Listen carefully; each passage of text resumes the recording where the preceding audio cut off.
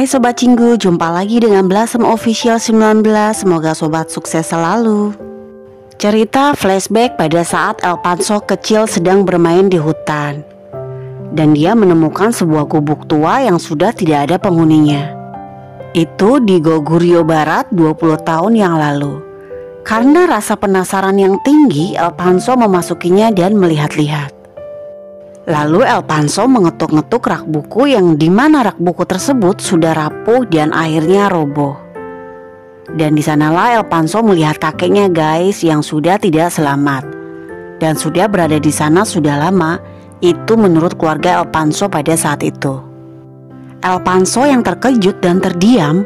Kemudian keluarganya menceritakan bahwa dia adalah kakekmu bernama Eem. Kita adalah keluarga dari kerajaan Juna.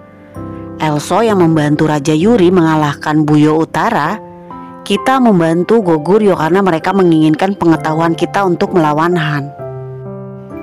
Prajurit Raja Daemusin adalah luhurmu, tetapi karena Raja Taejo takut kepada kita dan Eem merupakan prajurit Juna, maka Raja Taejo mengirimkan pasukan untuk menghancurkannya dan melukai semua alat vitalnya, membiarkan kakekmu tidak selamat dengan keadaan yang menyedihkan. Kamu harus membalaskan dendam kakekmu karena kamu adalah keturunan Raja Juna. Kemudian Elpanso belajar dari kecil sampai dewasa di gubuk itu guys. Kemudian Elpanso mendatangi ketua klan Jebon yaitu Yunbi. Sebelum dia diangkat menjadi Perdana Menteri Goguryeo, Elpanso memperkenalkan dirinya dan memberitahu silsilah keluarganya. Karena menurutnya kita memiliki blood yang sama, maka aku ingin meminjam kekuatan Jebon. Aku akan mengembalikan semua tanah yang telah diambil alih oleh Goguryeo jika kamu mau meminjamkan kekuatanmu kepadaku. Dan Yunbi tersenyum. Prajurit dari benteng Gogeisu, pangeran kelima, melihat dari kejauhan kalau ada kekacauan di tebing Beitu. Walaupun jauh tapi masih terlihat dari benteng. Pangeran Gogeisu memerintahkan membangunkan prajurit dan persenjatai mereka dan kirim seseorang untuk ke sana dan mencari tahu apa yang terjadi. Rombongan Noem, ayahnya Galro, masih mencari Galro di tumpukan batu dan akhirnya mereka menemukannya. Namun Galro sudah tidak selamat, di mana Noem berteriak dan menangis dan berkata kita harus segera melenyapkan ratu dengan tatapan penuh dengan dendam. Sedangkan ratu yang masih dalam perjalanan ke pangeran kelima, Mochi melihat roda sudah tidak stabil dan berkata kita harus berhenti dulu dan memperbaikinya karena tidak akan bertahan lama kalau dipaksakan. Namun ratu menjawab tidak, kita tetap harus jalan. Apapun yang terjadi dia pasti akan tetap mengejar kita. Jadi kita jangan lengah. Tiba-tiba ratu flashback dan teringat pernah bertanya ke raja. Raja belum pernah kalah dalam pertempuran. Jadi tidak ada yang perlu ditakutkan. Raja menjawab justru bukan mereka yang kutakutkan, tapi yang kutakutkan justru adalah orang-orang di depan kita tersenyum dan baik padahal mereka menunggu kita untuk menusuk kita dari belakang. Seketika ratu teringat dan mencurigai Elpanso. Jika ratu mengikuti permainan Elpanso, maka ini akan sesuai dengan kemauannya. Di kediaman Elpanso memasuki ruang rahasia yang berada di kamarnya. Lalu masuk. Ternyata Elpanso membawa kakeknya ke ruangan tersebut beserta semua buku-buku yang pernah dia pelajari. Dan di sana juga ada catur. Elpanso sering memainkan catur sendiri sambil berpikir. Elpanso bertanya dalam hatinya kenapa ratu tidak mengikuti arahanku untuk menikah dengan Balki, tetapi justru datang ke pangeran kelima. Dengan kata lain, ratu mencari jalan sendiri seolah-olah tidak mempercayainya lagi.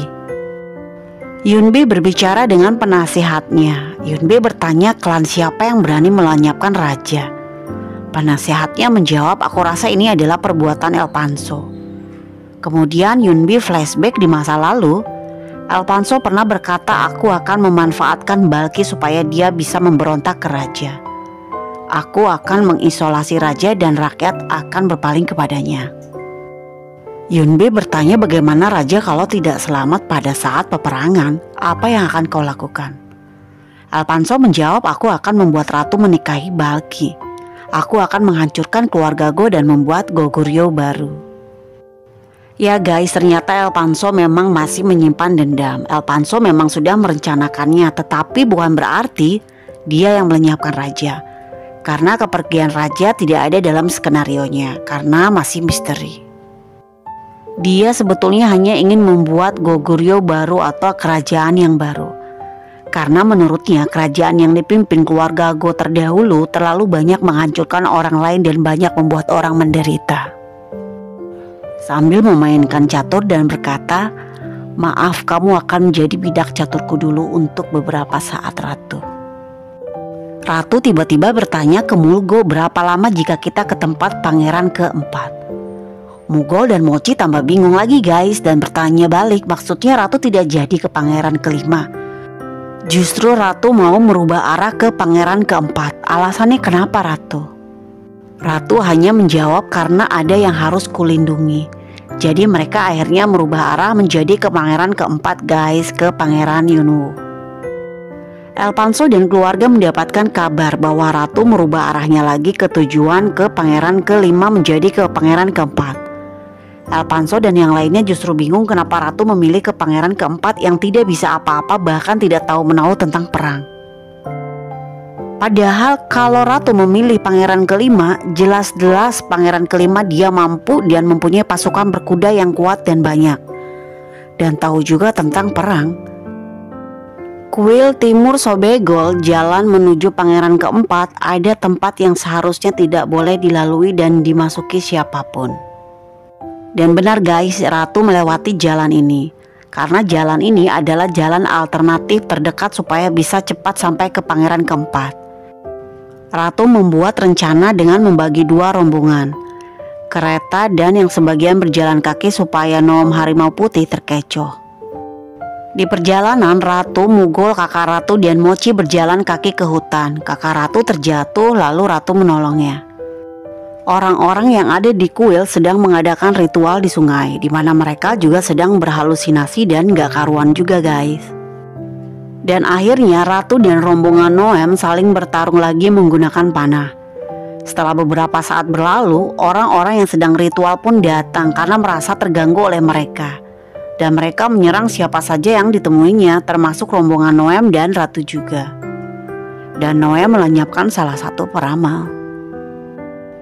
Ratu dan kakak Ratu berhasil melewati dan keluar dari hutan tersebut.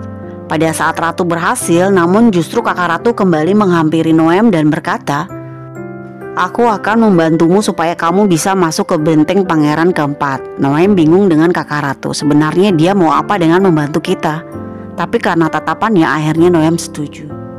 Ratu dan Mugol sedang melihat-lihat. Kemudian Mugol berkata kalau Ratu masih mau berubah pikiran, mari kita segera pergi dari sini. Buat apa pilih pangeran keempat? Dia hanya mempunyai kepala pendeta. Dia tidak mempunyai pasukan apa-apa. Ratu menjawab, jika aku berubah pikiran, aku tidak akan sejauh ini untuk datang ke sini. Kemudian Ratu melihat kakak Ratu sedang memberitahukan jalan kepada rombongan Noam guys. Ratu pergi diam-diam dari kakak Ratu. Ratu sekarang sudah tahu kalau kakaknya telah berkhianat kepadanya. Ada seorang wanita cantik yang sedang berjalan menuju ke ruangan pangeran keempat. Ya guys, dia adalah istri dari pangeran keempat. Dia ingin menemui suaminya namun dihentikan oleh penasihat pangeran. Dia berkata kalau pangeran sedang melakukan sesuatu hal yang penting. Ternyata guys, pangeran keempat Yunwoo ini memiliki karakter manja, tidak bisa bertarung dan tidak tahu apa-apa mengenai perang. Justru yang menjadi obsesinya sekarang ini adalah Ratu Wu. Dia menyukai Ratu Wu sudah lama dan selalu memikirkannya sampai sekarang. Walaupun dia sudah mempunyai istri, kebetulan dia sedang membicarakan Ratu dengan penasehatnya. Yunwoo berkata, aku mau Ratu yang asli. Lalu kebetulan datanglah pelayan memberitahukan kalau Ratu telah datang dan ada di depan benteng. Hal itu membuat penasehat dan pangeran Yunwoo terkejut guys. Mugol mengingatkan Ratu sebentar lagi waktu habis. Pangeran keempat masuk ke ruangan tempat Ratu menunggu. Dan akhirnya mereka bertemu. Pangeran Yunwoo memberikan hormatnya dan menyambut selamat datang sambil grogi guys. Sedangkan Ratu pertama kali lagi tersenyum. Biasanya hanya akan tersenyum untuk raja. Mereka duduk dan Ratu berkata, ternyata kita bisa sedekat ini. Padahal aku belum pernah bertemu denganmu sedekat ini. Sambil tersenyum terus guys. Lalu mereka minum bersama. Dan Ratu sengaja menjatuhkan sumpit ke lantai sehingga Pangeran Yunwu mencoba mengambilnya dan meletakkan kembali sumpitnya. Dan berkata, aku akan menyuruh pelayan mengambilkannya lagi kakak ipar. Namun guys, Ratu memegang tangan Pangeran Yunwu dan tersenyum lagi. Pangeran Yunwu otomatis terkejut dan salting parah. Dan belum mengerti maksudnya dengan tingkah laku Ratu yang menggodanya. Tentu saja Pangeran Yunwu melepaskan tangan Ratu pelan-pelan dan duduk lagi. Pangeran nunduk terus, tidak berani menatap Ratu. Lucu banget guys di sini adegannya. Lalu Ratu memberitahukannya yang sebenarnya. Kalau raja sudah pergi dan kami masih menyelidiki siapa yang bertanggung jawab. Karena hal ini keluarga Wu dan keluarga Hua akan balas dendam dan melenyapkanku. Jadi aku meminta kamu melindungiku. Jika kamu naik tahta, maka mereka tidak akan berani kepadaku. Pangeran Yunwu terkejut sekaligus sedih guys mendengar kakaknya telah pergi. Lalu Pangeran Yunwu berdiri dan berkata, bagaimana bisa aku melindungimu dari mereka? Aku bisa apa? Yang berhak naik takhta adalah Pangeran Balqi, karena dia adalah pangeran ketiga. Aku tidak bisa berbuat apa-apa untuk melindungimu kakak ipar. Lalu Ratu menjawab, tentu saja kamu bisa melindungiku jika kamu menjadi raja dengan menikahiku. Pangeran Yunwu kaget lagi, kemudian tangannya terluka terkena benda tajam.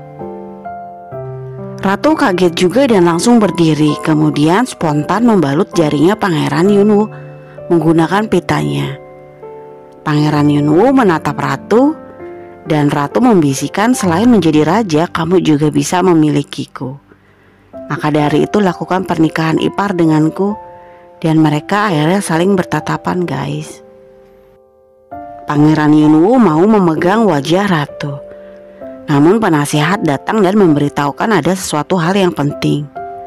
Ada seseorang di luar benteng yang mencurigakan. Pangeran kesal guys, padahal suasananya sudah romantis banget. Pada saat mereka semua keluar, ternyata kakak Ratu yang datang. Setelah melakukan pengintaian dan pemeriksaan beberapa kali dan ketahuan siapa mata-matanya, dan dia adalah sekretaris kerajaan. Tabib berkata ke Alfonso sudah memeriksa ramuan khusus itu lagi, dan yang ditemukan di kamar kakak Ratu hanya sedikit daun yang digunakan. Itu hanya bisa melenyapkan hewan kecil saja, tetapi tidak cukup untuk melenyapkan orang. Alfonso masih saja memerintahkan mereka menggeledah kamar kakak Ratu lagi. Pada saat mereka masih menggeledah, ayah Ratu datang dan marah. Berkata, apa yang kalian lakukan di kamar ini? Kemudian tabib memberitahu ramuan yang terbuat dari bunga bakung yang diberikan kepada raja ditemukan di kamar ini. Ayahnya Ratu kaget, kemudian flashback mengingat Ratu berkata, jika yang mulia telah dilenyapkan oleh orang lain, pasti akan ada seseorang yang mencoba menuduh atau memfitnah keluarga kita, dan juga akan memfitnah aku.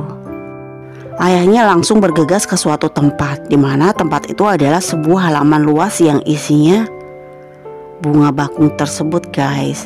Ternyata memang ada yang menanamnya, seperti menanam bunga biasa. Ayahnya langsung membakarnya guys, bunga bakung itu, karena takut Ratu difitnah. Nah guys, sekian episode 6. Ditunggu kelanjutan episode berikutnya ya. Bantu like, sub, dan komen. Terima kasih.